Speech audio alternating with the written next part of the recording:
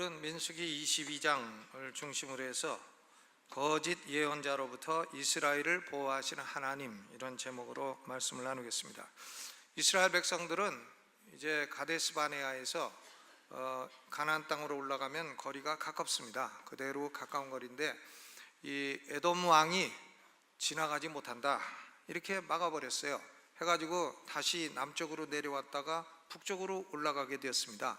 그러니까 남쪽은 어딘가 하면 그 아카바만이라고 하는 곳이고 에시온 게벨이라고 하는 유명한 그 항구가 있습니다. 그러니까 그쪽으로 내려왔다가 다시 북쪽으로 올라가요. 그러니까 저는 등산 한번 그 지리산 종주를 한번 해본 적이 있는데 뭣도 모르고 가가지고 다시는 안 가겠다고 결심만 하고 내려왔어요. 3일 걸렸는데 이 지리산 종주할 때에 올라가는 거는 뭐 힘들어도 올라갑니다. 근데 내려갈 때는 기분은 좋은데 내려간 만큼 또 올라가. 그러니까 내려간 만큼 또 올라갈 때 정말 힘들어요. 차라리 내려가지나 말지, 그런 생각이 들어갑니다. 그러니까 그러기를 수십 번 하는 게 지리산이에요. 해가지고 나는 결심을 했습니다. 다시는 지리산은 안 가리라. 근데 이 이스라엘 백성들도 마찬가지죠. 그대로 올라가면 되는데 내려왔다가 올라가려니까 길이 멀고 험하고, 그러니까 불평이 일어나게 되었습니다. 물도 없고 음식도 없고, 그러니까 불평을 하다가 불뱀에 물렸어요. 불뱀, 하나님이 불뱀을 보내가지고 불평하고 자꾸 원망하니까 불뱀을 보내서 다 물려 죽게 되었습니다. 죽게 되었는데 모세가 기도하니까 하나님이 놋뱀을 달아가지고, 독이 없는 놋뱀을 달아가지고 하늘과 땅 사이에 걸어놓으면 불뱀에 물려 죽게 된 사람들이 놋뱀을 쳐다만 봐도 살아나게 된다 해가지고는 모세 말대로 백성들이 다 나와서 놋뱀을 쳐다보고 살아나게 되었습니다. 그러니까 이것은 하늘과 땅 사이에 달리신, 십자가에 달리신 예수 그리스도를 바라만 보고 믿기만 해도 사람은 지옥에서 천국으로 갈 길이 바뀌게 된다 하는 것을 보여주는 것입니다. 그런데 놋뱀을 보고 이스라엘 백성들이 살아난 기적을 경험한 이후로 이스라엘 백성들에게 두 가지 현상이 나타나게 되었습니다. 하나는 불평, 원망이 완전히 사라져 버렸어요. 민수기 22장 이후로는 불평하는 내용이 아무것도 나오지 않습니다. 불평, 원망이 사라진 것이고, 또 하나는 전쟁하면 승승장구, 승리만 하는 겁니다. 그 이전에는 전쟁만 하면 졌어요. 그런데 이제 놋뱀을 보고 난 이후로는 전쟁만 하면 승승장구 이기게 됩니다. 그러니까 우리가 이것은 예수 그리스도의 십자가를 거치게 되면 불평, 원망 많던 사람이 감사의 마음으로 바뀌게 되고, 그리고 인생의 모든 면에 패배하던 사람이 승리하게 된다 하는 것을 그림처럼 보여주는 것입니다. 그런데 이제는 승승장구하니까는 하나님이 이 가나안 정복 전쟁을 할 때에 한 가지 주의사항을 주셨습니다. 그것은 뭔가 하면 형제와 원수는 구별하라는 거예요. 형제와 원수를 구별해라. 형제는 싸우지 말고 원수는 싸워서 멸하라는 거예요. 그러니까 원수는 가나안 7족이고 형제는 누구냐 하면 에돔 사람이나 모압 사람이나 암몬 사람이나 이런 사람들이에요. 신명기 2장 5절에도 에돔 사람들과는 다투지 말라 그랬어요. 왜냐? 에돔 사람은 에서의 후손, 야곱의 형님의 후손이기 때문에 형제지간에 싸우지 말라는 거예요. 또 신명기 2장 9절에 모압을 괴롭게 말라 그랬습니다. 또 신명기 2장 19절에는 암몬 족속을 괴롭게 하거나 다투지 말라 그랬어요. 모압과 암몬은 바로 아브라함의 조카인 롯의 후손들입니다. 롯이 자기 딸로부터 자식을 둘을 낳았어요. 부끄러운 일이죠. 그러니까 자식인지 손자인지 알 수가 없는 그런 자녀가 둘인데 그게 모압, 암몬입니다. 모압, 암몬이 족속을 이루었어요. 국가를 이루어 살고 있는데 모압과 암몬과는 싸우지 말라는 거예요. 왜냐하면 그들은 형제이기 때문에 싸우지 마라. 그러니까 형제하고 원수는 구별을 해라. 형제는 싸우지 말고 원수는 싸워 물리쳐라. 이게 우리가 형제하고 원수하고 이거 구별하기가 이게 쉬운 일이 아닌 것입니다. 형제하고 원수, 형제는 싸우지 말고 원수는 싸워 물리쳐라. 이런 말을 할 때 승질내는 사람은 원수예요. 그죠? 대부분 원수는 승질냅니다. 도둑놈 보고 너 도둑놈이지 그러면 승질내요. 도둑놈 아닌 사람은 승질을 안 내요. 나 도둑놈 아닙니다 이러고 승질을 안 나죠. 근데 형제와 원수를 구별해라. 하나님이 형제는 싸우지 말고 원수는 물리쳐라. 근데 아모리 족속을 포함한 가나안 족속들은 반드시 멸하라고 했습니다. 민수기 21장 후반에 보면 이스라엘 백성들이 이제 놋뱀 사건을 거치고 난 후로 두 사람을 멸절합니다. 하나는 아모리 왕 시온이고 또 하나는 바산 왕 옥이에요. 아모리 왕 시온은 그 요단강 동편의 제일 중요한 도시가 헤스본입니다. 헤스본을 중심으로 해서 나라를 이루고 있던 사람이 아모리 왕 시온이에요. 이 아모리 왕 시온이 이스라엘 백성과 전쟁하다가 완전히 다 망해버렸습니다. 그리고 저 북쪽으로 더 올라가면 바산이라는 곳이 있는데 바산 왕 옥이 있습니다. 옥. 그런데 이스라엘 백성들이 민수기 21장 후반부에서 아모리 왕 시온과 바산 왕 옥을 가차없이 정복하고 다 멸절시켰어요.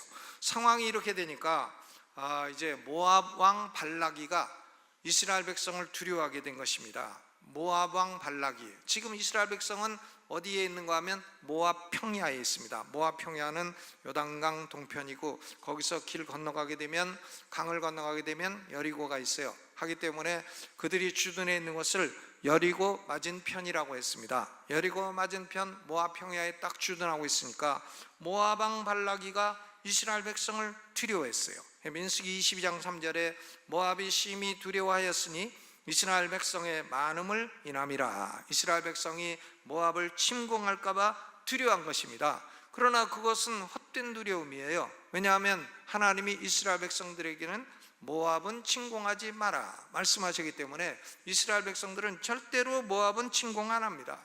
그런데도 불구하고 모압 왕 발락이가, 발락, 이름이 발락입니다. 헛된 두려움, 잊지도 않을 두려움에 사로잡혀서 지금 이스라엘을 저주하려 한 것입니다. 이스라엘이 모압 평야에 있을 때에 모압 왕이 제대로 된 사람이면 사신을 보내가지고 너희가 우리와 전쟁하려 하려느냐 물어봐야 되죠. 물어봐야 되는데 이스라엘은 전쟁 안 한다, 당신은 형제 국가이기 때문에 우리가 절대 전쟁 안 하니까 걱정하지 마라, 이렇게 대답이 올 것이고, 그러면 평화스럽게 모압은 모압대로 평안을 유지하고 이스라엘은 이스라엘대로 갈 길을 갔을 겁니다. 그런데 모압 왕 발락이는 헛된 두려움에 사로잡혀서 가장 야비한 방법을 사용한 것입니다. 그건 뭐냐 하면은 그 당시에 국제적인 점쟁이가 있어요. 아주 인터내셔널 점쟁이에요. 세계적으로 명망 높은 점쟁이, 그 악한 선지자인 발람이를 뇌물을 주어가지고 고용을 해서 이스라엘을 저주하도록 했습니다. 그러니까 옛날에 우리가 궁중 무슨 연속곡을 봐도 반대파가 있으면 점쟁이한테 가서 그 반대파의 인형을 만들어 가지고 칼을 꽂아 가지고 저주하고 이제 이런 것들이 가끔 나오는 걸 볼 수 있습니다. 그러니까 이런 사수를 쓰는 거죠. 점쟁이를 고용해서 이스라엘을 저주하도록 했습니다. 야비한 방법, 인간이 쓸 수 있는 방법 가운데 가장 야비한 방법을 모압 왕 발락이가 사용을 했던 것입니다. 이 발람이라고 하는 거짓 선지자, 발락은 왕이고요, 발람은 점쟁이에요. 근데 발람이라고 하는 이 선지자는 정체가 매우 불분명한 사람입니다. 하나님 나라에 도움을 주는 사람인지 해악을 끼치는 사람인지 보통 사람은 구별하기가 어려운 사람이에요. 이 사람이 교회에 도움이 되는 사람인지 악을 주는 사람인지 보통 사람은 구별하기가 어려워요. 왜냐하면 민수기 24장 2절에 보면 하나님의 신이 발람 위에 임하신지라, 하나님의 신이 그의 위에 임하여있어. 그리고 이 발람이가 예언을 한 것이 예수님에 대한 예언이 가장 아름다운 예언입니다. 구약에서 민수기 24장 17절에 한 별이 야곱에서 나오며 한 홀이 이스라엘에게서 일어나리라, 야곱에게서 한 별이 나오리라, 예수 그리스도가 오시리라는 아름다운 예언을 누가 했는 거? 점쟁이인 발람이 예언을 했단 말이죠. 그러니까 보통 사람들은 야, 이 사람은 과연 신령한 선지자냐 아니면 거짓된 점쟁이냐, 이것을 구별하기가 어렵습니다. 그는 국제적으로 인정받은 성공적인 예언자였기 때문에 그렇습니다. 보통 사람의 안목으로 하나님 나라에 도움을 주는 사람인지 해를 끼치는 사람인지 알기가 어려워요. 그런데 구약시대에는 이 하나님의 신, 성신이요 꼭 성도들에게만 임한 건 아닙니다. 하나님의 신이 바벨론 왕 느부갓네살에게도 말씀하시고 페르시아 왕 고레스에게도 말씀하시고 애굽 왕 바로에게도 말씀하시고 그랄 왕 아비멜렉에게도 말씀하시고 여러 사람에게 하나님의 목적에 따라서 필요한 일에 필요한 사람에게 하나님의 신이 임하여 말씀을 하셨던 것입니다. 그러니까 구약 시대에 성신이 임하여 그 사람에게 말씀했다고 해서 그가 꼭 하나님의 백성이라는 보장이 있는 것은 아닙니다. 구약과 신약은 일관성 있게 발람이 거짓 선지자라는 사실을 증거하고 있어요. 민수기 24장 1절 한번 읽어보시죠. 찾아서 읽어봐야 됩니다. 24장 1절 읽어보죠. 24장 1절 시작. 발람이 자기가 이스라엘을 축복하는 것을 여호와께서 선히 여기심을 보고 전과 같이 사수를 쓰지 아니하고 그 낯을 광야로 향하였다. 그러니까 이 발람이라는 사람은 그 이전에는 뭘 썼나 하면 사수를 썼다 이거예요. 영적인 사기수를 썼다. 그러니까 오늘날도 영적인 사기수 쓰는 사람들이 많이 있습니다. 우리 성도들은 그런 영적인 사기술에 넘어가지 마시기를 주님의 이름으로 축원합니다. 이 발람에는요 평소에 사기술을 썼어요. 영적인 사기술을 썼던 사람입니다. 베드로후서 2장 15절에도 저희가 바른 길을 떠나 미혹하여 부올의 아들 발람의 길을 쫓는도다. 미혹하는 자예요. 발람을 사도 베드로가 미혹하는 자라고 했습니다. 또 유다서 11절에도 화 있을진저 이 사람들이요 가인의 길에 행하였으며 삭슬 위하여 발람의 어그러진 길로 몰려갔으며, 발람은 어그러진 선지자, 어그러진 길을 가는 사람입니다. 그러니까 하나님이 발람을 사수를 쓰는 거짓 선지자, 거짓 점쟁이, 이건 사기꾼 점쟁이라 이렇게 평가하신다는 말씀입니다. 사람은 그를 국제적인 예언가로 보아도 하나님은 그를 국제적인 사기꾼으로 본다 하는 말씀이에요. 민수기 20장은 모압왕 발락 22장은 모압왕 발락과 거짓 선지자 발람의 위협으로부터 하나님의 백성을 보호하시는 하나님의 사랑을 보여주는 것입니다. 네 가지로 나누어서 생각을 해보고자 합니다. 먼저 1절로 7절은 하나님의 백성들이 발람과 발락에게 위협을 받게 되었다 하는 사실이죠. 이 발람과 발락이 교회를 협박했다 이런 얘기예요. 교회를 협박했다. 이스라엘 백성들은 아모리 왕 시온과 바산 옥을 물리친 후에 모압 평야에 진치고 있습니다. 그러니까 모압 왕 발락이가 이스라엘 두려워해서 모압의 장로들을 다 모아놓고 말을 합니다. 이 백성들이 애굽에서 나왔는데 얼마 전에 아모리 왕 시온하고 바산 옥도 다 물리치고 이제는 우리를 쳐들어와서 우리 사면의 것을 다 뜯어먹으리로다. 이스라엘이 우리 사면의 걸 다 뜯어먹으리로다. 이 거짓말이죠. 거짓말을 하는 겁니다. 그러니까 모압의 장로들이 그러면 안 되죠. 그럼 어떻게 할까요? 하니까 발락이가 저 복채를 모아다가 복술의 예물, 복채를 다 거두어다가 복채를 가지고 이제 발람이가 살고 있는 데가 유프라테스 강변 부돌이라는 곳이니까 부돌까지 가서 발람에게 복채를 주고 이스라엘을 저주하도록 해라. 귀족들을 보내는 겁니다. 귀족들. 그러니까 모압 왕 발락은 발람에게 뇌물을 주어 이스라엘 백성을 저주할 것을 요구한 것이에요. 왜냐하면 발락이가 발람에게 말합니다. 그대가 복을 비는 자는 복을 받고 저주하는 자는 저주를 받을 줄을 내가 알미니라. 발람이가 이 신령한 사람이에요. 복을 비는 사람은 복을 받고 저주하는 자는 저주를 받고 그러는 줄을 내가 안다. 근데 사실은 창세기 12장 3절을 보게 되면 하나님이 아브라함에게 이렇게 말씀하십니다. 너를 축복하는 자에게는 내가 복을 내리고 너를 저주하는 자에게는 내가 저주하리라.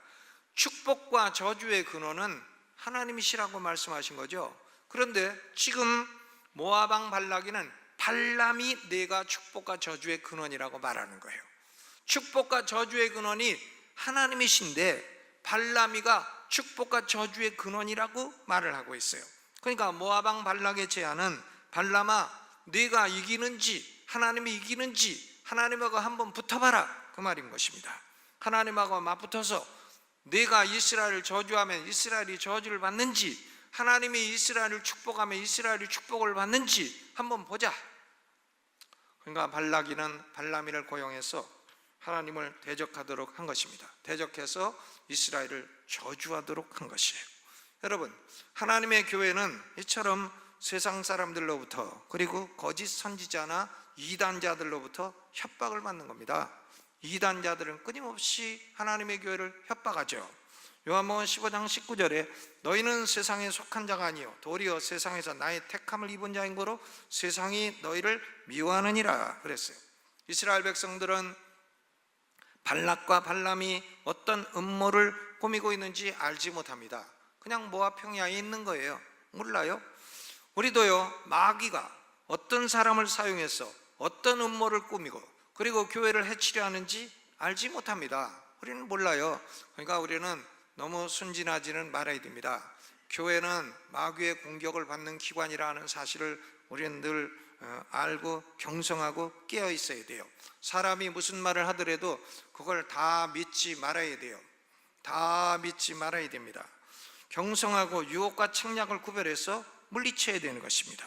근데 하나님은 발람과 발락이 무슨 음모를 꾸미는지 다 아시죠? 다 아시고 하나님의 백성을 보호해 주시는 하나님이십니다. 하나님은 교회를 지키는 하나님이에요.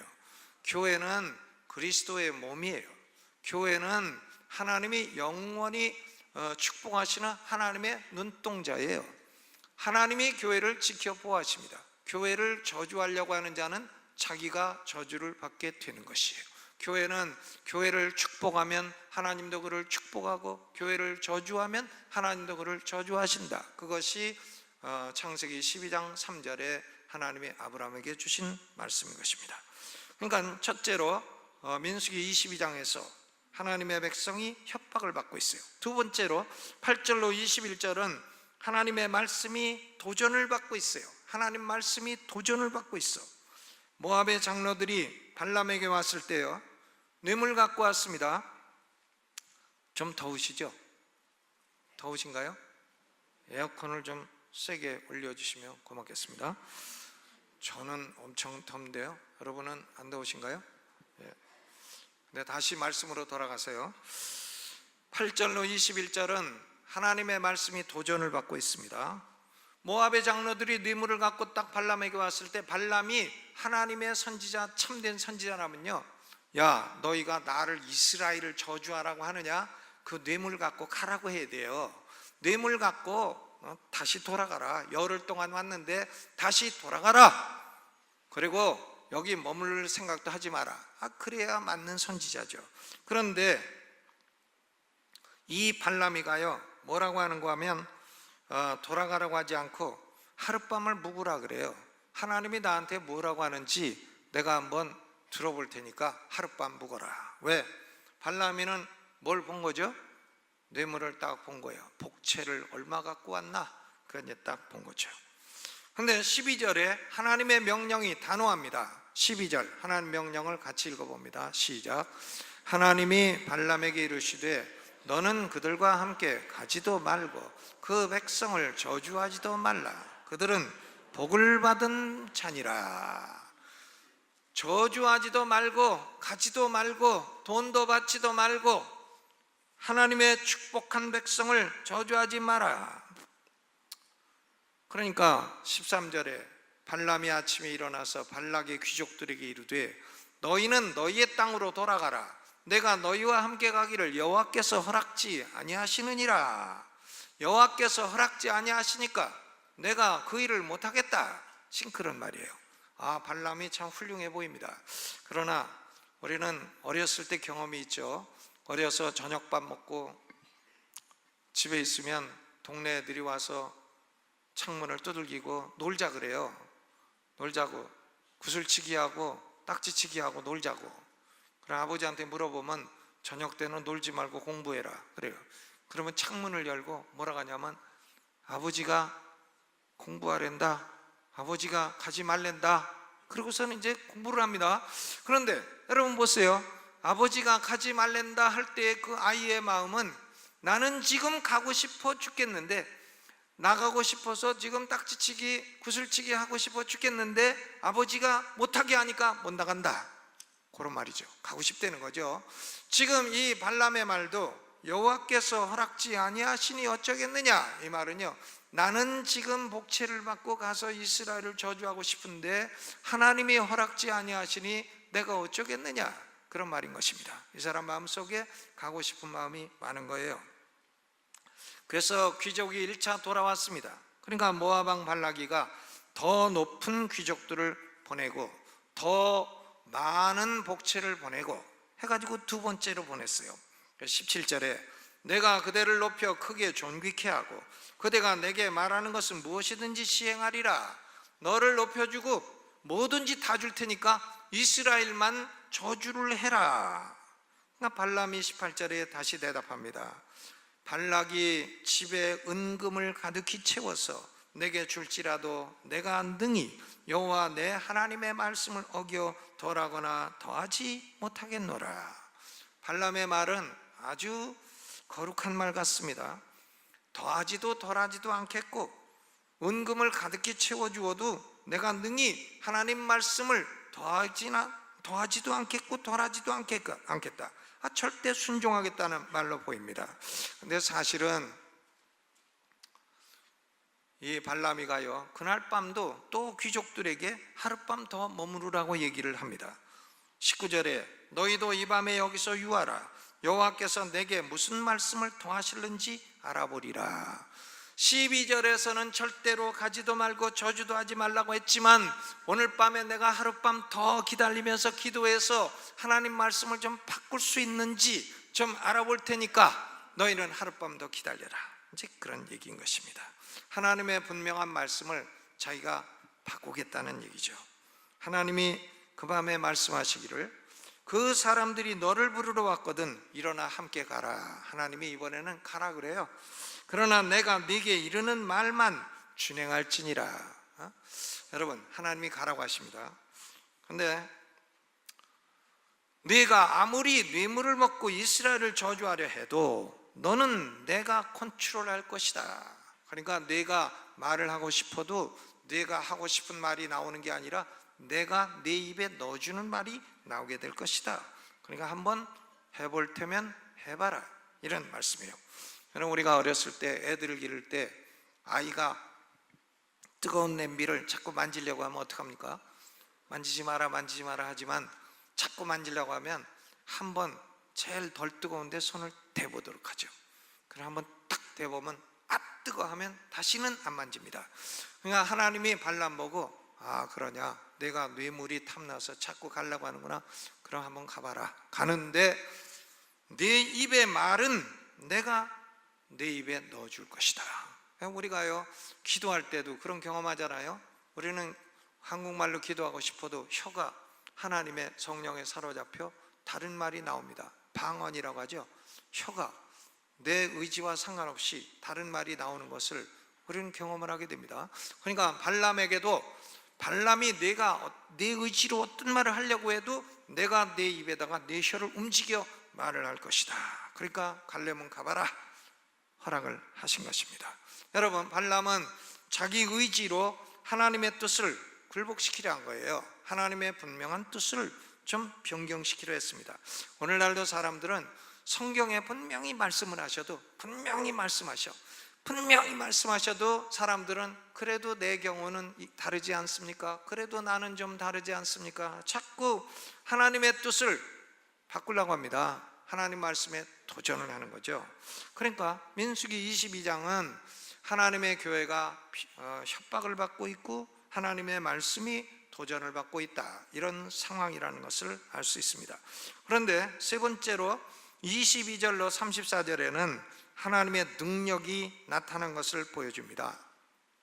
당나귀가 말을 하게 되었어요. 말하는 당나귀 사건이죠. 민수기 22장이 처음이고 또 마지막으로 기록이 된 것입니다. 발람이 타고 다니는 당나귀, 발람의 당나귀는 발람을 지금 태우고 가는데 여호와의 사자 하나님의 천사가 칼을 딱 들고 죽이려고 하는 걸 보게 된 거예요. 당나귀가 영안이 딱 열렸다고 말이죠. 당나귀가 영안이 열려. 그러니까 당나귀가 길을 가다가 처음에는 밭으로 들어가니까 발람이가 채찍으로 때려. 왜 길을 똑바로 안 가냐고. 그냥 당나귀가 이번에는 좌우로 담이 있는 좁은 길을 가서 발로 담에다가 발람의 발을 담에 자꾸 비벼대. 그러니까 발람이가 또 채찍으로 때려.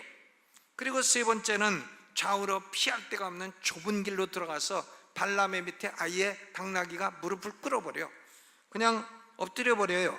그러니까 이번에는 발람이가 이 당나귀는 채찍으로 안 되고 지팡이로 때려야 되겠다 해가지고 지팡이로 때려요. 드디어 당나귀가 입을 열어 히브리어로 말하기 시작합니다. 당나귀가 말해. 히브리어로. 내가 네게 무엇을 하였기에 나를 이같이 3번 때리느냐? 그러면 나는 깜짝 놀래가지고, 야 당나귀야, 너 어디서 히브리어 배웠냐? 신학교 몇 년 다녀도 히브리어 하나도 못하는데 너는 당나귀가 돼갖고 히브리어를 잘하냐? 어떻게 너가 히브리어 하게 됐냐? 하고 재밌어서 물어볼 텐데, 이 발람이는 당나귀하고 대화를 하네. 발람이 대답합니다. 네가 나를 거역하는 영혼이라. 거역하니까 때렸다. 그러니까 당나귀가 또 히브리어로 해. 나는 평생에 네가 타는 나귀가 아니냐? 내가 네게 이렇게 하는 행습이 있었더냐? 내가 평생에 너를 싣고 다녔는데 나를 이렇게 하는 행습이 없는데 내가 이렇게 하는 거 이유가 있지 않냐? 이유가 있어서 그런데 나를 때리느냐?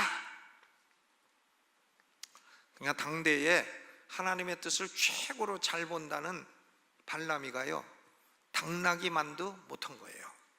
당나귀만도 못합니다. 당대의 최고의 영권의 종이 당나귀만도 못 봐요. 그렇죠.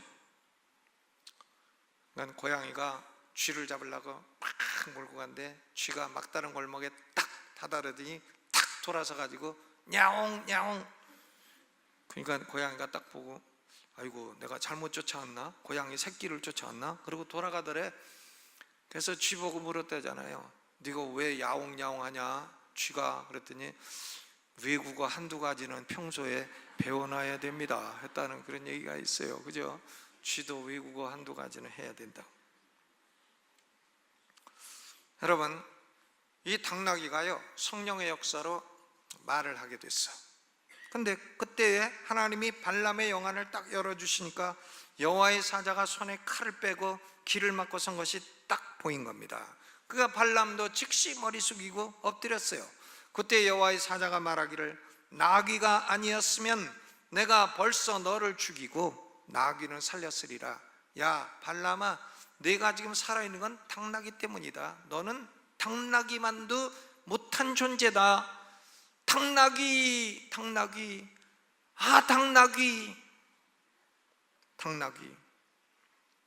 당나귀만도 못해요. 그렇죠. 이 세상에요 스스로 지혜롭다고 하는 사람 많아요. 과학자도 있고 사상가도 있고 철학자도 있고 또 교수님들도 많이 계시고 또 언론인들도 많이 계시고 정치가도 많이 계시고 지혜로운 사업가도 많이 계시고 더 많습니다. 아주 똑똑한 사람들 많아요. 학교 다닐 때 공부 잘하고 그런 사람들 많아요. 그런데 그런 사람들이요 하나님 말씀을 도전하고 변경하고 바꾸려고 하면 하나님이 당나귀에게 수치당하게 하시는 거예요. 당나귀만도 못한 사람이에요. 당나귀도 하나님 계신 건 알아요. 개도 주인은 알아요. 말도 주인은 알아요. 제가 군대 생활할 때 공군 소위였습니다. 근데 이제 예수 믿고 중위가 됐죠. 나는 교관이었어요. 교관이었기 때문에 내 피교육자들 중에는 파일로트들이 있었어. 대령들이 딱 와 있어. 우리 교회에 있던 박원규 장로님도 그때 내 피교육자 중에 한 분이었어. 근데 빨간 마을에 딱 그래서 내가 들어가서 개도 주인 알고 소도 주인 아는데 주인 몰라보는 건 사람밖에 없다. 그랬더니 파일로트 대령이 나와가지고 쉬는 시간에 저 피중이가 들어오더니 나보고 개만도 못하다고 하는데 내가 그런 소리는 생전 처음 들었다고 이 자존심이 엄청 상했는가 봐. 근데 그 사람이 그 다음 주에 교회 나와갖고요 예수 믿었습니다. 그러더니 그 다음 주에 자기 가족을 다 데리고 나와서 다 침례받고 그 가족 다 예수 믿었어요. 나 그 사람 지금 이름은 생각 안 나요. 놀라운 일이죠. 근데 여기 민수기 22장에서는 하나님 말씀을 거역하는 사람은요, 당나귀만도 못해요. 당나귀만도. 우리 집안에 제가 전도하기 아주 어려운 사람이 하나 있었어요. 아주 아무리 전도해도 안 믿어. 근데 이 사람 집안에 어려운 일이 딱 생겼습니다. 어려운 일이 생겼는데 이 사람이 돈을 싸들고 대한민국의 유명한 점쟁이 10명을 찾아가서 답을 구했어요. 예스냐 노냐. 근데 점쟁이들이 다 예스라 그랬어. 10명이 다 예스라고. 예스 노냐 이거 맞힐 확률은 50% 아니에요. 아무렇게나 얘기해도 50%는 맞잖아요.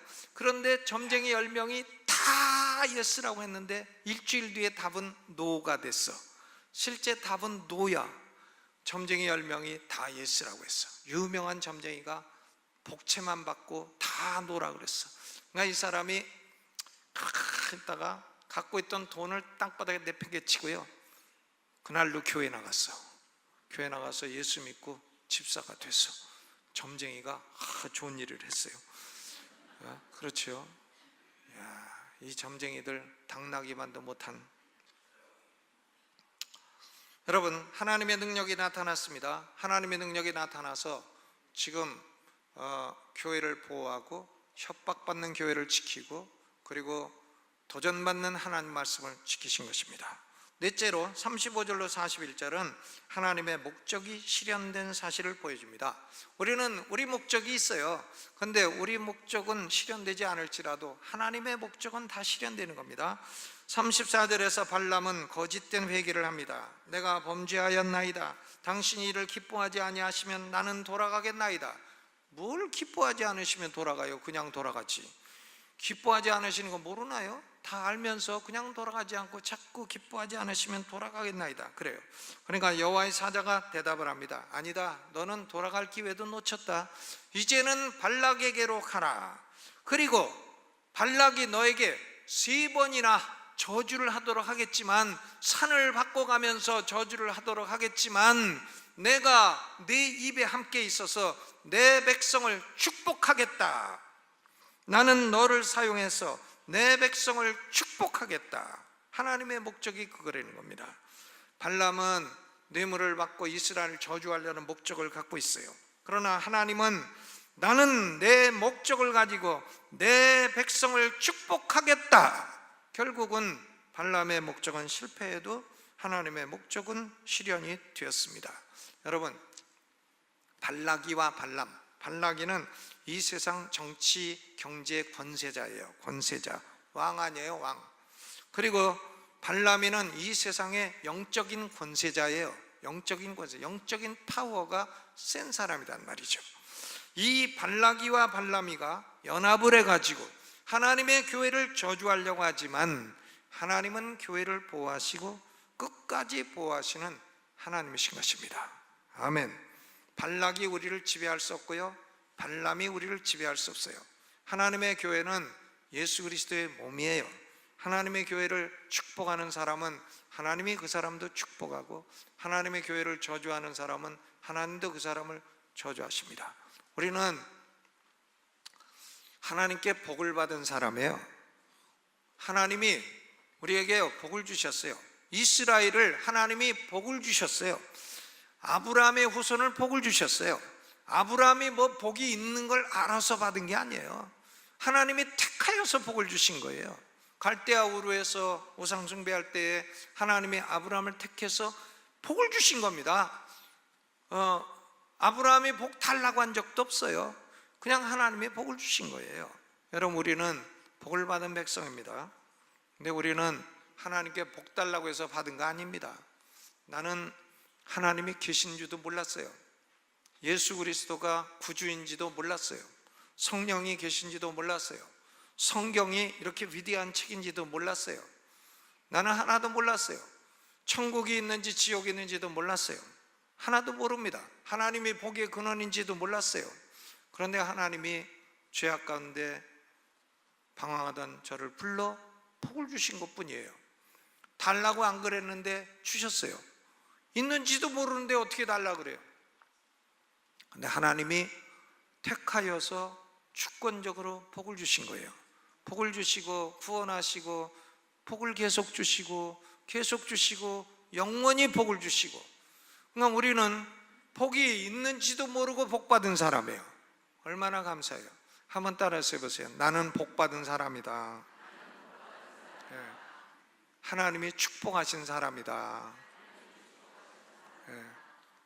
그런데 하나님이 축복하시는, 뭘 축복했냐, 내가 무슨 복 받은 사람이냐 하고 앉아있으면 그 사람은 복을 못 받은 사람이죠. 우리는 하나님의 축복을 받은 사람이에요. 하나님의 축복은 위대한 것이고 영원한 것입니다. 달라고 해서 받은 게 아니에요. 하나님이 주권적으로 알아서 주신 거예요. 그렇기 때문에 우리가 달라고 해서 받았으면 뺏어갈 수도 있겠지만, 있는지도 모르고 달라고도 안 했는데 주셨기 때문에 절대 뺏어가는 일이 없어요. 우리는 영원히 복을 받은 사람이고요, 하나님의 교회는 영원한 것이고, 하나님의 교회는 어떤 정치 권력자도, 어떤 권세자도, 어떤 예언자도, 어떤 점쟁이도 건드릴 수 없습니다. 어떤 이단자도 자기가 망하면 망했지 하나님의 교회를 건드릴 수는 없는 것입니다. 아멘. 복받은 백성으로, 영원히 복받은 백성으로 우리 하나님의 교회를 축복하시는 하나님을 의지하고 더욱 사랑하시기를 주의 이름으로 축원합니다.